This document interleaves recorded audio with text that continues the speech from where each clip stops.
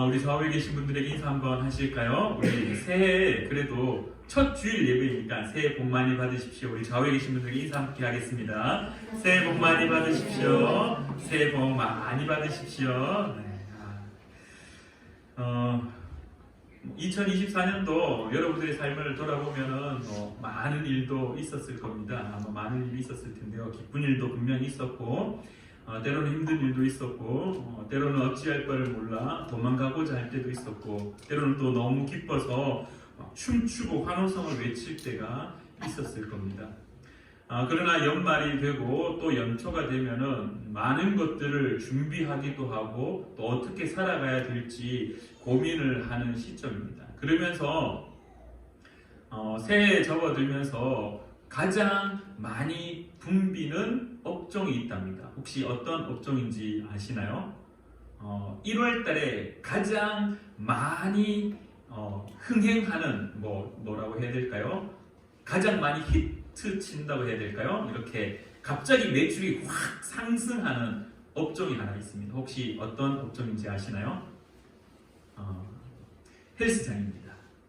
헬스장에 1월 달에 회원 수가 급증한답니다. 왜냐하면 저도 최근에 다시 이렇게 살도 더 빼야 되겠다는 마음도 먹고 다시 운동도 이렇게 집에서 팔굽혀펴기도 막 하고 있는데요. 오는 여름을 위하여서 또 몸을 만들고 또 오는 봄을 위하여서 이제 또 몸을 만들어야 된다는 그러한 연초의 계획들. 그래서 2024년도 새로 시작할 때가 되면은 많은 이들이 다이어리를 사고 많은 이들이 어떻게 살 것인지 계획하고 많은 이들이 2023년도에 못했던 일들을 새롭게 하기 위하여서 도전을 참 많이 합니다. 여러분들은 어떻습니까? 여러분들은 2024년도를 살기 위하여서 어떤 도전을 꿈꾸고 또 어떤 계획을 또 기록을 하면서 어떤 기대감을 가지고 준비하고 또 살아가고 계십니까? 저는 개인적으로 앞서 운동도 한다고 얘기했지만은 이제 올 한 해 언어를 좀 더 공부해야 되겠다는 생각이 참 많이 들어서 다시 책을 펼쳤습니다. 그래서 예전에 공부했던 그 이제 언어 책을 이제 영어와 일본어 책을 펼쳐놓고 다시 이렇게 한자 히라가나와 알파벳을 차츰 이렇게 찾아보고 그것을 공부를 하기 시작했는데요. 참 많은 세월을 공부했던 것 같습니다. 중학교 때부터 중학교 3년, 고등학교 3년, 대학교에서도 대학 영어, 제2 외국어로 일본어 그렇게 10년 이상을 했었는데도 왜 그렇게 외국인들을 만나면 이렇게 말하는 게 어려운지 그래서 다시 한번 도전하기 위해서 그래도 필요한 거 살 수 있을 정도의 언어는 해야 되지 않겠냐라는 생각이 들어서 다시 언어를 공부를 하기 시작했는데요. 아마도 여러분들도 이렇게 뭔가를 새롭게 도전을 하고 새로운 삶의 방향, 새로운 꿈을 꾸기 위하여서 도전을 하리라 생각이 듭니다. 근데 막상 도전을 할 때 가장 많이 1월달에 회자되는 또 사자성어가 있습니다. 혹시 어떤 사자성어인지 아시나요? 네, 맞습니다. 작심삼일입니다. 많은 이들이 1월달에 헬스장에 그렇게 등록하지만 또 많은 이들이 탈퇴하는 달이 또 1월달이라고 이야기합니다.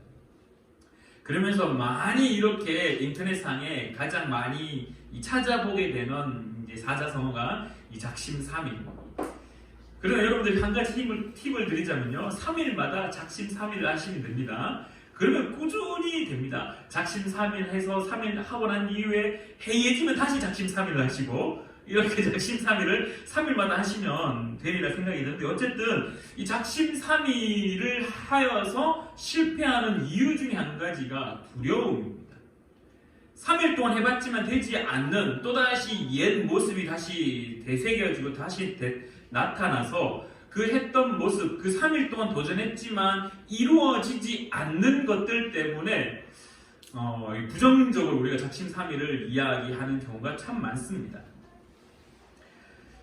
왜냐하면 이루어지지 않은 그 두려움들 때문에 내가 과연 이것을 이루어낼 수 있을까라는 두려움, 이걸 과연 견뎌낼 수 있을까라는 두려움. 그래서 많은 이들이 이 작심삼일의 말을 자꾸 회자하면서 거기에 대한 또 다른 말들을 만들어서 노력하려고 하고 도전하려고 하고 실패하더라도 또다시 노력하려고 하는 것들이 이 연초에 참 많이 부각되어집니다. 원인은 두려움이라고 제가 언급드렸는데요. 오늘 본문 말씀 우리가 한번 잘 살펴보시면은 우리는 이제 11장 14절 말씀을 가장 많이 알고 있습니다. 하나님이 이른 비와 늦은 비를 적당한 때에 허락하셔서 이 곡식들을 추수할 수 있게 하고 포도주와 기름을 얻는다는 것을 통하여서 하나님의 도우심이라는 말씀들을 참 많이 나누는데요. 왜 하나님이 모세를 통하여서 이런 메시지들을 이 가나안 땅을 들어가기 직전에 이스라엘 백성들에게 하여야만 되었는가를 우리가 한번 고민해 보고자 합니다. 여러분, 오늘 신명기 말씀은 모세의 세 편의 설교입니다. 오늘 11장의 메시지는요, 두 번째 설교인데요. 특별히 11장의 메시지는 어떤 것들이 이 주가 되냐 하면은 아마도 이 가나안 땅을 들어가기 직전에 이스라엘 백성들은 이 농경 생활, 이 정착 생활을 아는 이들이 몇 없었습니다. 왜냐하면은 이 출애굽했을 때 그 애굽 땅에서의 농경 생활을 하면서 노예 생활을 했던 사람들은 출애굽한 이후에 1세대는 이미 다 죽었습니다. 이미 다 죽었습니다. 그래서 정착해서 농사를 지으면서 살던 사람들은요, 극소수였습니다. 살아남은 몇몇 되지 않는 사람들, 뭐 요수아와 갈렙 같은 사람들, 모세를 필두로 한 몇 명 남지 않고 대다수 2세대 그냥 그것을 지켜보았던 어린 아이들, 혹은 한 번도 경험해 보지 않은 이 출애굽의 광야 땅에서 출생되었던 2세대들, 그들이 이제 가나안 땅에, 젖과 꿀이 흐르는 가나안 땅에 들어가면은 어떻게 될 거라고 생각하냐 하면은 이제 드디어 젖과 꿀이 흐르는 저 땅, 요단강만 건너면, 눈에 보이는 저 요단만 건너 들어가면 저곳에서 하나님 주신 땅에서 정착하여 살 것이다라는 기대감은 분명히 있었습니다. 왜냐하면 계속해서 젖과 꿀이 흐르는 땅으로 들어갈 거다라는 그 희망의 메시지를 계속해서 부여받았기 때문에. 그런데도 또 한 가지 무엇이 들었냐 하면은 새롭게 출발할 그들에게 있어서 두려움이 있었다는 겁니다. 어떤 두려움이었냐 하면은 단 한 번도 농사를 짓지 않았다라는 것. 이 40년의 광야 생활을 하면서 이 유목 생활, 텐트를 치고 그리고 구름 기둥과 불 기둥 이동하면은 또 텐트를 걷어서 또 다시 떠날 수밖에 없었던, 또 어디로 가야 될지 목적지는 분명히 있으나, 궁극적 목적지는 있으나, 그러나 그 가는 길은 전부 다 알지 못하여서 인도하는 대로만 갈 수밖에 없었던 이스라엘 백성들. 이제 요단강만 건너면 들어가게 됩니다. 그들에게 있어서 이 정착 생활, 이 농경 생활에 대한 두려움이 나타납니다. 나중에 여러분들이 사사기 말씀을 읽다 보면요, 그들이 이 가나안 족속의 사람들과 화치를 맺어서 그들의 이 삶 속에 가나안의 문화들이 들어옴으로 인하여 하나님으로부터 징계를 받는 모습이 등장하는데요, 그건 역시 농경 생활 때문입니다. 농사 짓는 방법을 배우고, 그러다 보니 그들이 가지고 있었던 우상을 섬기게 될 수밖에 없었고, 이 하늘에 비를 내려달라는 제사를 지낼 수밖에 없었던 그 사사기의 이스라엘 백성들의 모습들, 이미 하나님은 그것을 아셨던 것으로 보여집니다. 왜냐하면 11장 앞부분에 대해서 우리가 한번 살펴보고자 하는데요, 11장 10절 말씀입니다. 내가 들어가 차지하려 하는 땅은 내가 나온 애굽 땅과 같지 아니하니 거기에서는 너희가 파종한 후에 발로 물 대기를 채소밭에 댐과 같이 하였거니와 라는 말씀이 있습니다. 이미 애굽 땅에서는 그들의 노력으로 밭에 물을 대고 논에 물을 대어서 그렇게 자신의 수고와 노력으로 이 농사 짓는 것들을 행할 수밖에 없었던 환경들. 그러나 11절에 너희가 건너가서 차지할 땅은 산과 골짜기가 있어서 하늘에서 내리는 비를 흡수하는 땅이요, 즉 사람의 손으로 물이 채워지는 땅이 아니라 하나님이 허락하는 그 은혜의 비로 말미암아 채워지는 땅에 살 수밖에 없다라는 것을 가르치고 있습니다. 왜 이른 비와 늦은 비에 대한 메시지를 모세가 할 수밖에 없었냐 하면 이 농사 생활에 대한 두려움. 우리는 그곳에서 농사 생활을 할 때 물을 우리의 발로 직접 우리의 수고로 물길에 따라 그 나일강에서부터 흘러 들어오는 그 물길을 흘려서 밭에 논에 물을 대어서 농사를 지었는데 이 가나안 땅은 그렇게 하는 것이 아니라 하나님의 직접적인 은혜가 없이는 살아갈 수 없는 땅이라는 사실을 가르치면서 오늘 메시지가 진행되어지는데요. 오늘 메시지를 이해하기에 앞서 우리가 몇 가지 이 배경을 좀 알면 참 좋을 것 같습니다. 오늘은 이스라엘의 기후에 대해서 함께 좀 나누기를 원하는데요. 먼저 이 이스라엘 땅의 기후를 우리가 한번 살펴보면요. 이스라엘 땅은 어떤 땅이냐면 지중해와 붙어 있는 땅입니다. 지중해에서 불어오는 그 바람과 이 중동의 그 뜨거운 적도 부근에서 불어오는 바람들 이런 것들 때문에 이 지중해성 기후와 아열대성 기후의 교차 지점입니다. 딱 이렇게 맞닿는 지점입니다. 그래서 이러한 기후의 특징이 뭐냐면은 이 건기우기 들어보셨죠? 건기우기. 이 건기는 마른 땅이고 우기는 비가 갑자기 비가 막 쏟아지는. 그래서 이 건기와 우기가 확실하게 딱 나타나는 땅이 이스라엘 땅입니다. 근데 이 건기가 언제냐 하면은 우리의 달력으로 표현하면은 이 4월 달에서 10월 달 정도. 4월에서 10월 달에 이 덥고 건조한 긴 여름입니다. 그래서 이 때에는 모든 것이 막 타들어갈 정도로 바짝 말라버립니다. 농사를 지을 수 없는 시절입니다.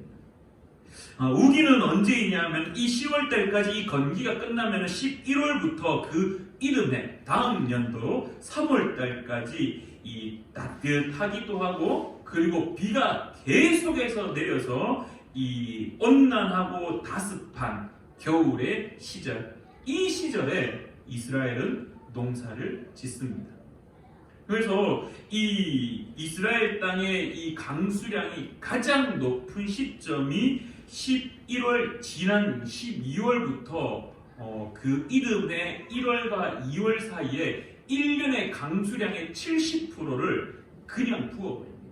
그래서 제가 1월달에 이스라엘에 다녀온 적이 있습니다.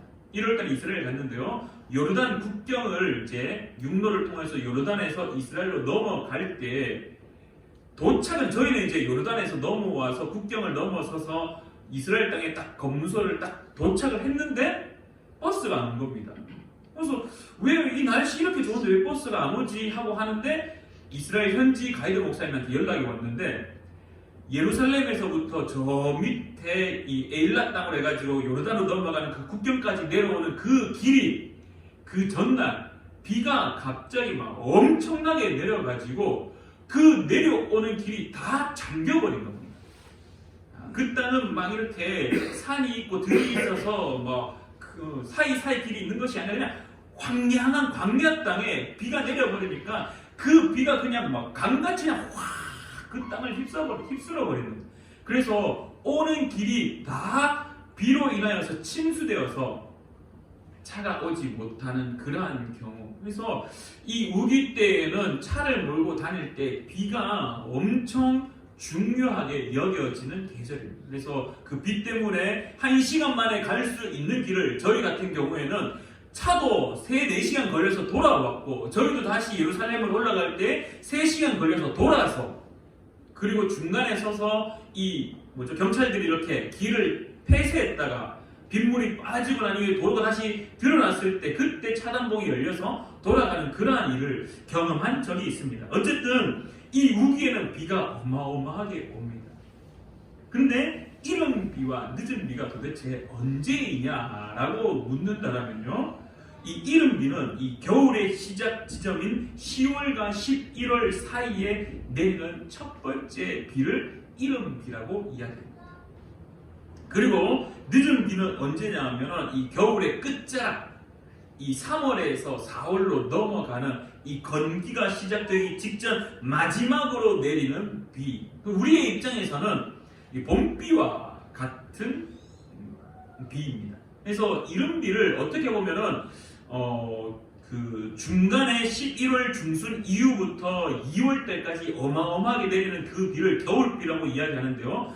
또 다른 표현은 장마비라고도 이야기합니다. 그래서 이른비를 이 장마의 시작을 알리는 첫 번째 비라면요, 늦은 비는 이 장마가 끝이 나고 이제 봄이 이제 넘어서서 여름으로 가는 마지막 봄비와 같은 그러한 모습을 가지고 있습니다.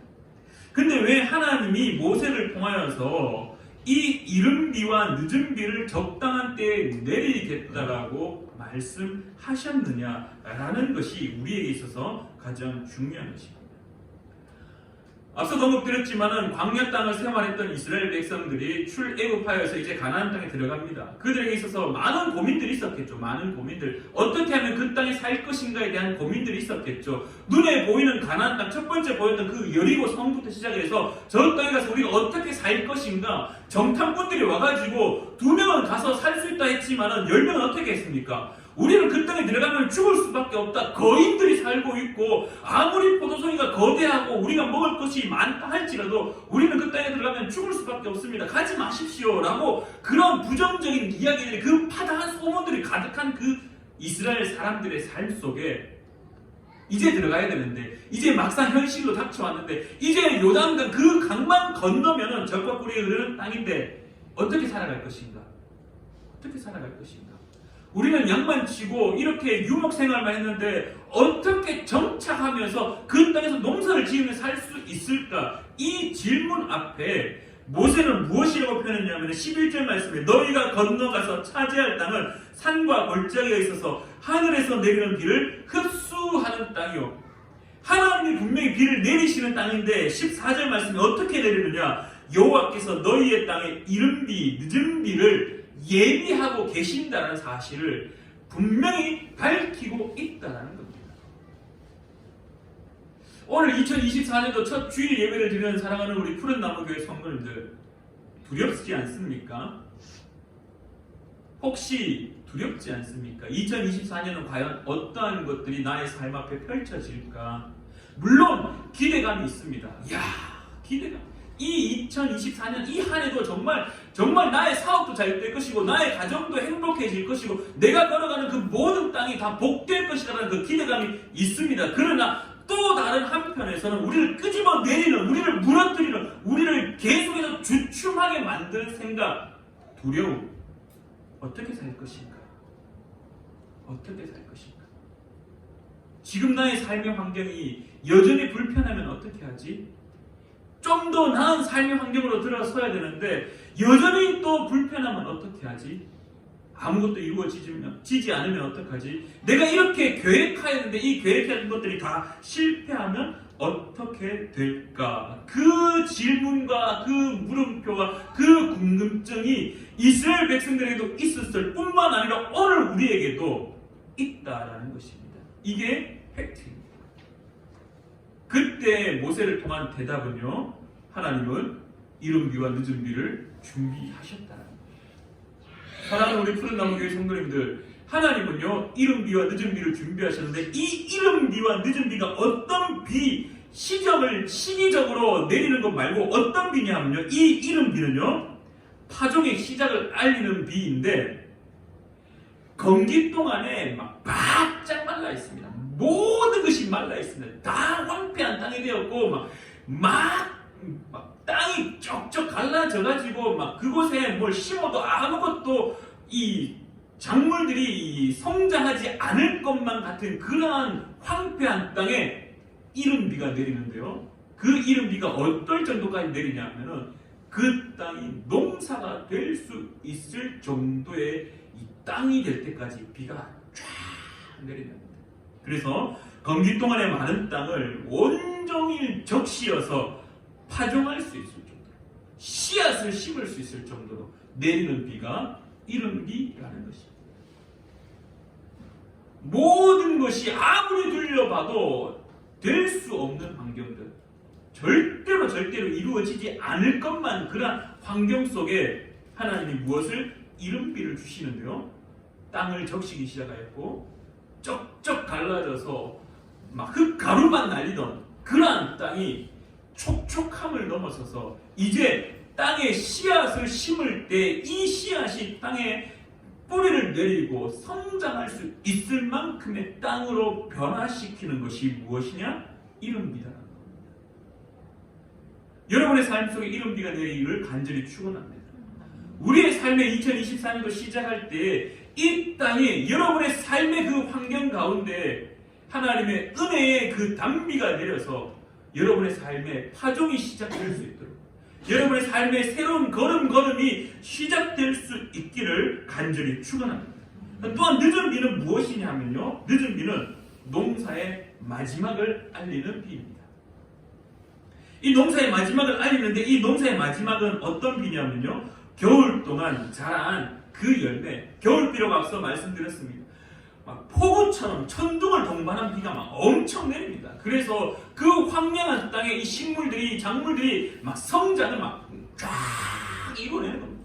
그렇게 성장한 그 식물들이 마지막 건기가 되기 직전에 그 맺은 열매가 햇볕과 그 충분한 마지막 이 물을 통하여서 이 열매들이 아주 무르익게 되는 그 단계의 비가 바로 늦은 비라는 것입니다. 그래서 겨울 동안 자란 열매를 더욱 무르익게 만드는 비가 겨울비라는 것입니다.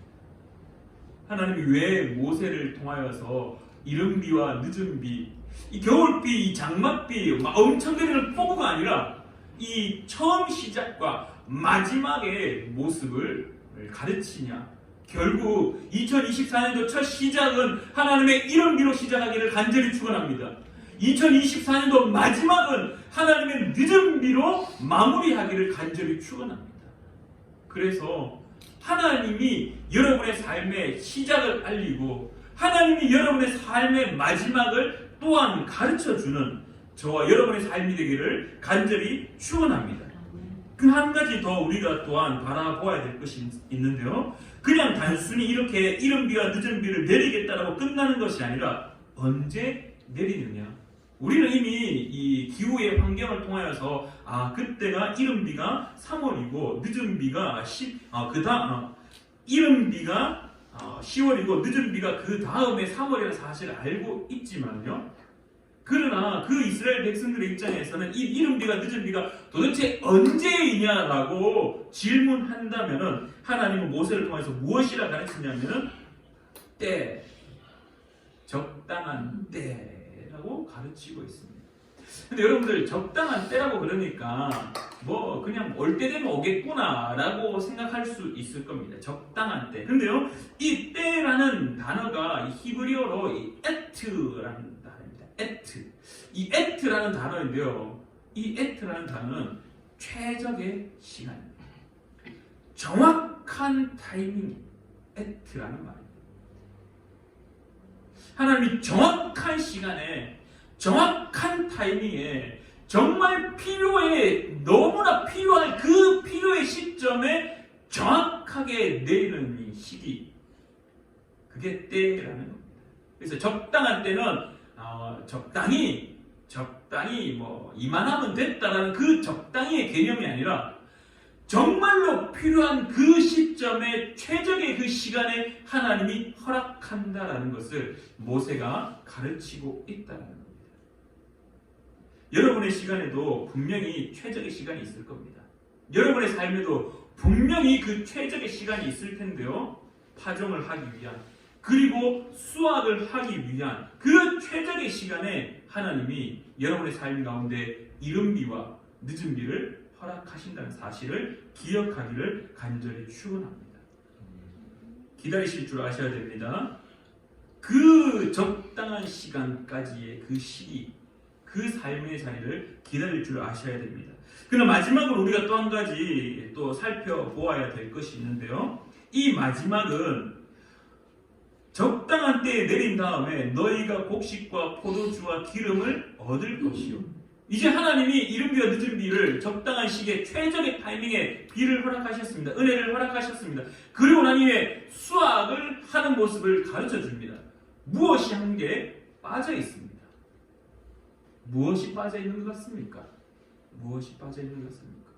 하나님이 이른 비와 늦은 비로 농사를 하게 해주는데 적당한 때에 그 은혜를 주신다고 하십니다. 그리고 마지막에 수확도 한다고 합니다. 근데 뭔가 한 가지가 빠져 있습니다. 무엇이 빠져 있냐면은 농부의 열심입니다.